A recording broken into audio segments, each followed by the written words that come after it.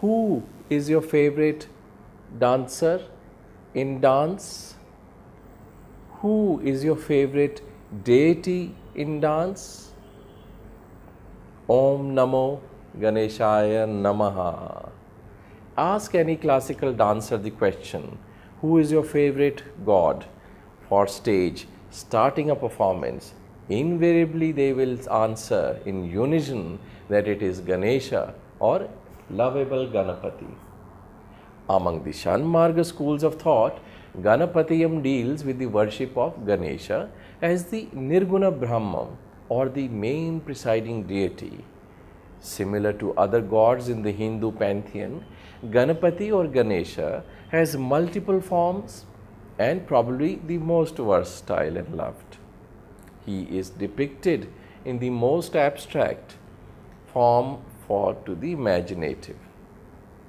In the most abstract form, he is depicted like an inverted cone or pyramidal shape made of turmeric, and there are arrangements of flowers, leaves, etc. that take the form of Ganesha. Keeping with the times, he is the friendliest image as well, where he is sculpted as playing cricket, working on a laptop, so on and so forth. Thus, it is no wonder that the form of Lord Ganesh dancing in full regalia has captivated the philosophers and the sculptors of yore. Compared to Shiva's dance, which is more cosmic in intent, Ganesha's dance is, in contrast, more sportive. It's a sport. Lord Ganesha is a natural born gifted dancer, as he is the son of Shiva and Parvati. He inherited the balanced mixture of Tandava and Lasya. His dance is said to be forceful yet delicate at the same time. In Ganesh Purana, Ganesha's dancing skill is mentioned in the Krida Kanda, where Lord Shiva was delighted at the sight of Ganesha dancing. According to Linga Purana, Ganesh started dancing as soon as Shiva created him. In the Buddhist and Tibetan depictions, he is often shown dancing, and according to historians, the dancing Ganesha was a popular concept in North India, from where it was adapted in Nepal and then to Tibet. In Sanskrit, the dancing Ganesha is called Nrita Ganapati, emphasizing on the dancing aspect of this form. And indeed, there are many forms of Nrita Ganapati that one may witness in India. As Ganesha is a remover of obstacles, it is customary that he is revered first in all classical dances. Although he originates from the Shaivite pantheon, being the son of Shiva, he is revered at a start of Bhagavata Mela and Kuchipudi performances that have predominant Vishnu or Krishna based themes. Why is Ganesha dancing? According to Sodasha Ganapati, 16 forms of Ganesha philosophy, the first form of Ganesha is one dancing. Since he dances below the Kalpavriksha tree, the tree that bestows all wishes, dancers invoke Ganesha to remove hurdles and ask for his blessings to make the performance a success. In some sculptures, he is seen dancing with accompanists and under a mango tree, indicating fertility. Nrita Ganpati also appears in the compilation of gods' images by the kings of Mysore in the 19th century. This compilation called Sri Tattvanidhi lists the various forms of Hindu gods who are worshipped more frequently in the erstwhile Mysore state. There is also an interesting story about Nrita Ganapati. Ganesha once bumped into Lord Brahma on his way, and this shocked Brahma and made him angry. He threatened Ganesha with a curse. In order to please Brahma, Ganesh started dancing. In spite of Ganesha's huge body, big belly, his dance evoked grace, and seeing his swift movements, Brahma was pacified, forgave this incident, declared that Ganesha as the master of dance. Thus, dancers, even though depict Ganesha in Abhinaya as a pot-bellied and as a dwarf, they are instructed to dance with grace and firm spine while dancing about Ganesha. This will not lead to the audience to nitpick on the anatomy of Ganesha. Attributes of dancing Ganesha. Visit any temple built in ancient India and one could see beautiful images of dancing Ganesh every now and then. The Government Museum Jhansi houses the largest number of sculptures of dancing Ganesh in the South, Halabeed shows the pinnacle of Indian sculpture, where a Nritya Ganapati is flanked by musicians and other accompanists. According to Shilpa Sastra, the dancing Ganesh should conform to some basic tenets.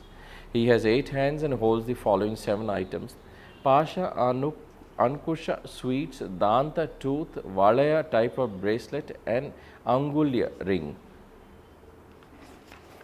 The free 8th hand depicts the movements of the dance. To show the dynamism of dancing, the left leg should be slightly bent and resting on a Padmasana, lotus footrest, and the right leg bent and raised above the ground. In some sculptures, such as the one in Mukteshwara temple, Odisha, he holds a cobra with 2 of his hands above his head.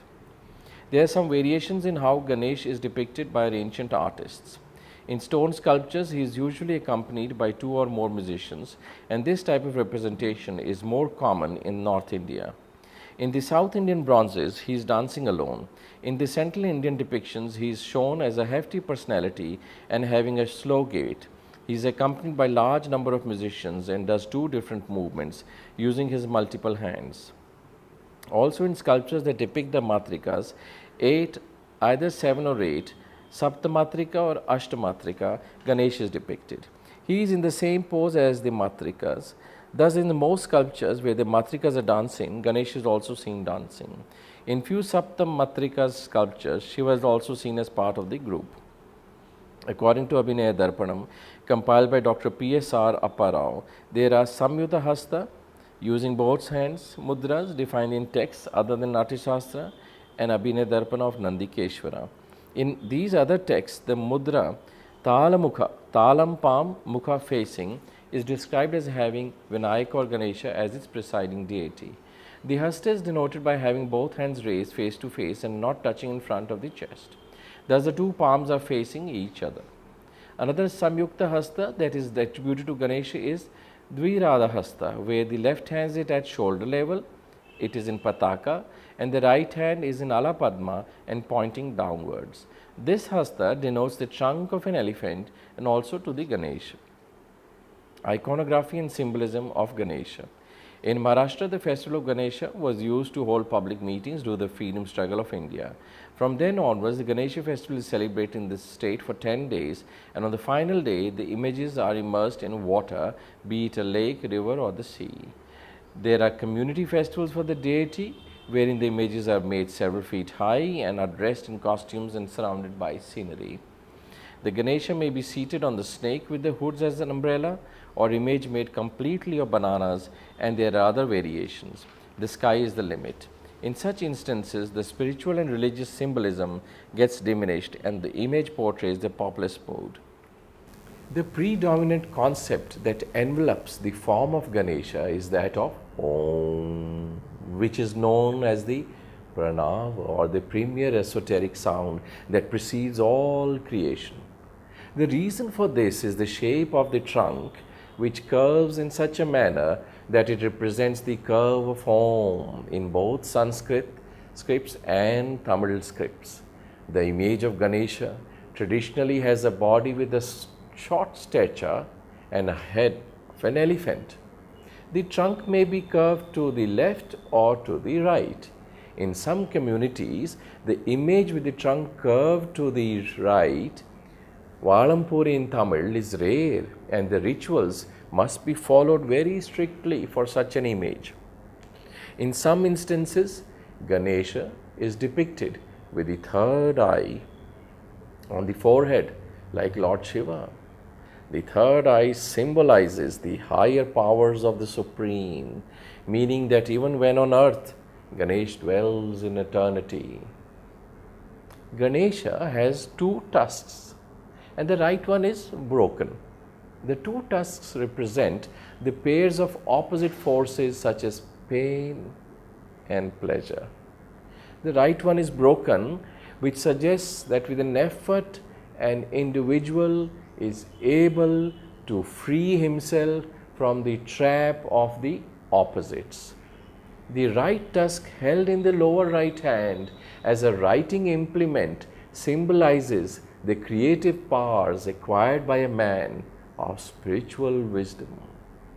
The figure is generally in the sitting posture and the body is huge like that of an elephant with a big belly. The large belly of Ganesha shows that he can hold anything, that the entire universe is in him. Around the waist is tied a serpent that symbolizes the control of all energies and serpent power of all universes. Ganesha is depicted with 4 hands, of which one of the upper hands has a nose or pasha, which is symbol of attachment at a sensual level. The noose is also a device by which the Lord controls these attachments, because unchecked senses exhaust the energy. The other hand has the parashu or the battle axe, maru in Tamil, or anukusha, elephant goat, which controls the emotions of compassions. Of the lower hands, one has the sweet tooth called modaka, and the other is in varada hasta or boon giving gesture, varad or vardhan. Modaka is a special sweet that is a must for the puja of Ganesh, and it represents the sweetness of living. Modaka reminds man that eternal bliss is available to him and is present in his own hands and for him to find. It is made of jaggery and very refined flour. Ganesha's vehicle is a small mouse called Mushika, and as a paradox, this small animal supports the huge body of the deity. The mouse is an earthy animal and it lives in the holes and crevices of earth. According to Indian philosophy, consciousness is latent in the grains of earth, and it emerges in an active state first through the lowest of life forms and intelligence in its early expressions in the lowest vertebrates. Thus, the mouse symbolizes the primitive intelligence and state of consciousness. The elephant is a symbol of strength and wisdom. So, the elephant head represents expanded consciousness. All these arise from the primary state of thought, which is represented by the mouse. Ganesha, worshipped as an inverted cone or pyramid made of turmeric, is linking to the past, where Parvati must have made the image of Ganesh from turmeric, a condiment used by women while bathing. Also, turmeric is an auspicious symbol. In the worship of any deity, one of the common offering is the coconut broken in two. However, for Ganesha, the vow to break the coconut is taken for fulfillment of any desire or goal. Human intelligence is confined to environmental knowledge. This conditioning is like a shell which insulates the mind from gaining higher knowledge.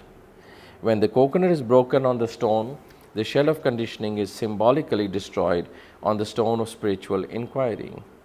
A word of note is that even the symbolic interpretations are not derived from a strictly coded reference. Rather, it is the devotees and the seers who, according to their various levels of understanding, interprets the symbolic aspects and attributes of Ganesha. In Bharatanatyam, dancer depicts Ganesha with the Kapitva mudra on both hands, where the right hand is pointed up and the left hand is pointed downwards. Both the hands are positioned distantly from the body, and the right leg is in Anchitapada, lifted toes with heel placed on the ground. This hand position is part of the Devahasta as described in the Abhinaya Darpana of Nandikeshwara. In the Tiruvarar temple, there is documented evidence of Devdasis dancing Shuddha Nritta or pure dance in front of the Ganesha shrine during the Sayarathchai Puja, which is from evening 4 to 6 p.m. This Shuddharantrata was performed as part of the daily ritual. Also specific to Tiruvarar was the Devdasi performed the Muthuswami Dikshita Kriti on Sodarsha Ganapati. Similarly, in the Tirutharani temple of Lord Subramanya, dance was performed in front of the Uchi Pilliyar or Ganesha shrine. The Navasandhi Kautvam is popular in Bharatanatyam. Nava means 9 and Sandhi means junction. Represents the 9 guardians or cardinal spiritual directions. The songs in praise of them are Navasandhi Kautvam, although Ganesh is not part of this. He is rightly invoked before performing Navasandhi Kautvam. However, as part of the Panchamurti Kautvam, Ganesh finds a place. In this, Ganesh is praised as a nephew of Narayana or Vishnu. According to Hindu mythology, Parvati is Vishnu's sister and remover of obstacles. The Ganesha Kautvam follows the same format of other Kautvams, where the Sholukattu or rhythmic syllables are recited, followed by lyrical passages recited and then sung. The Kautvam ends with Cholakattus that makes this brisk performance. When the lyrical passage are recited, the dancer emotes very basic abhinaya. The most popular Ganesh Kautvam was written by Gangai Muthu Pillai, where he composed the Panchamurti Kautvam. This was performed specially on the day of Shiva and Parvati's wedding day. Due to fast tempo, Bharatanatyam dancers sometimes perform Ganesha Kautvam instead of Allaripu in the Margam. Ananda Nartanam Ganapatiyam is another popular dance composition, a Kirtanam on Ganesh performed by Bharatanatyam dancers. It is composed by Utukadu Subra Iyer. Set in Natai Raga and Adi Tala, it portrays Ganesha as blissfully dancing. What makes this a favorite are the jatis the composer had in the Charanam. Apart from this, Bharatanatyam dancers also dance to Ganesh Kritis composed by Muthuswami Dikshitar and Saint Tyagaraja. The famous violinist and composer Lal Gudi Jayaram's father, Lal Gudi Gopala Iyer, also composed songs that are frequently used by Bharatanatyam dancers. He has composed songs on Ganesha, Kirtanam such as Pranava Mudalaven in Ragam Vachaspati and Rupaka Talam, and Inayagulam in Ragam Manirangu and Adi Talam. Also, Lal Gudi Jayaram has composed Tilana on Ganesha in Ragam Kanakasudalam in Adi Talam. While it is common to perform to a Ganesh Stuti or a Kautvam at the beginning of a dance performance, it is unusual to have a Padavarnam of Ganesha. Two such examples of Varnams on Ganesha exist. Dancer V.P. Dhananjayan has composed the choreographed a Padavarnam on Pilayar or Ganesha as it is called in Tamil Nadu. Vinayaka Varnam, set in Natakaranji Ragam, was performed as part of Ganesha temple consecration in 1982, and since then it has remained a favorite among the repertoire of Dhananjayans and his students. The Varnam has the story of how Ganesh acquired his elephant head, his intelligence, and him winning over his brother Kartikeya or Muruga. Also, dancer Sudharani Raghupati and the student Aruna Subhaya have created a Margam format with Ganesha and Muruga. In this, the Padavarnam on Ganesh Om Ennum Porulu in Hamsadhani Raga and Adi Thala, choreographed by Sudharani Raghupati, showcases some of the legends related to Vinayaka. The dancer Krishna Kumari Narendran has choreographed group productions on Ganesha in Bharatanatyam, Sri Mahaganapati and Sodasha Ganapati. The US-based dancer Jayanti Raman has choreographed a dance drama called Gajamukha that went on a US tour, involved three classical dance styles, the Bharatanatyam, Kuchipudi and Mohiniyattam. In Kathak, Ganesh Parans is performed where the bowls or phrases are recited with the percussion instrument, the pakhavaj instead of the tabla bowls. Parans in general can be of many kinds: bowl paran, jati paran, ghungru paran, pakshi paran. However, it has been documented that in some cases the Kathak dancer, while performing the Ganesh paran, sketches the outline of an elephant with his or her feet. In Kuchipudi, as mentioned earlier, Lord Ganesh is invoked and the dancer seeks his blessings before the performance in predominantly Vaishnavite dance forms such as Kuchipudi. These are varieties of songs that are employed for this in Kuchipudi, namely the Ganesh Stuti, the Pushpanjali composed by Balamuli Krishna, Jhem Jhem Tanana in Arabi Raga. The Ganesh Pravesadaru or the entrance song of Ganesha is very specific to Kuchipudi, where the dancer opens the performance with this and proceeds to the next composition like the Sabdam. The Ganesh Pravesadaru is set in Raga Hamsadhwani and Adithalam. Similar to the Kautvam in Bharatanatyam, there is Ganesha Kautvam or Kavitam in Kuchipudi.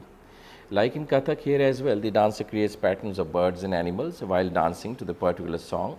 It is said that C.R. Acharyulu, who is responsible for introducing Kuchipudi in Gujarat, had Ganesha Kautvam as part of special and rare repertoire. According to Mallika Sarabhai, the Ahmedabad-based dancer, the Ganesha Kautvam in Raga Mallika is one of the rarest items in Kuchipudi repertoire. the item used to be performed during Ganesh Chaturthi and is composed in Vinayaka Tala, which is a difficult one consisting of 72 matras. The lyric of the Kautvam describes Ganesha as a child and his dance. The dancer with his feet draws a picture of a Ganesha dancing on a lotus. In contemporary dance and dancers like Veena Pani Chawla's Ganapati, Anita Ratnam's Gajanana are mentionable. Veena Pani Chawla's production revolved around the various alternate myths surrounding the birth of Ganesh and performed by amalgamation of Kudiyattam and contemporary theatre.